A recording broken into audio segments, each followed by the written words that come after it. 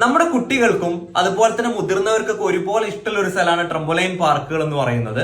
എനിക്ക് പറയാനുള്ളത് ഈ ട്രംപോലൈൻ പാർക്ക് എന്ന് പറയുന്നത് തീരെ സേഫ് അല്ല എന്നുള്ളതാണ്. ഞാൻ എന്റെ ഒരു അനുഭവത്തിൽ കൂടിയാണ് പറയുന്നത്. ലാസ്റ്റ് വീക്കിലാണ് ഞാൻ ആദ്യമായിട്ട് ഒരു ട്രംപോലൈൻ പാർക്കിൽ പോകുന്നത്.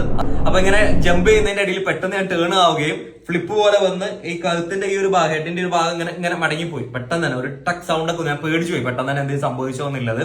പക്ഷേ സിവിയർ ആയിട്ടുള്ള വേദന, ഏകദേശം ഒരു 1 വീക്കോളം സിവിയർ ആയിട്ടുള്ള വേദന, നെക്ക് തിരിക്കാൻ പറ്റുന്നില്ല, അങ്ങനെയൊക്കെ വന്ന് ട്രീറ്റ്മെന്റ് എടുത്തതിന് ശേഷമാണ് അത് മാറിയത്.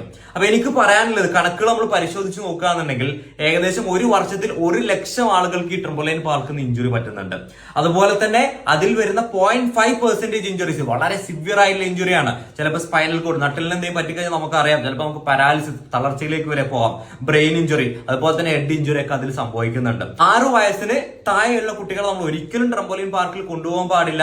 നമുക്കറിയാം അവർ ഗ്രോത്തിങ് സ്റ്റേജിലാണ്, അവരുടെ ബോണൊക്കെ വളരെ സോഫ്റ്റ് ആണ്. അതുകൊണ്ട് തന്നെ ചിലപ്പോൾ അവരുടെ ഗ്രോത്ത് പ്ലേറ്റിനൊക്കെ അത് അഫക്ട് ചെയ്ത് അവരുടെ ഗ്രോത്തിന് വരെ അത് ബാധിക്കാവുന്നതാണ്. അപ്പൊ ഈ കാര്യങ്ങൾ നിർബന്ധമായിട്ട് നിങ്ങൾ എന്ത് ചെയ്യുക, മറ്റുള്ളവർക്ക് സ്പ്രെഡ് ചെയ്യുക. അത്രയും ഇമ്പോർട്ടന്റ് ആയിട്ടുള്ള ഒരു കാര്യം.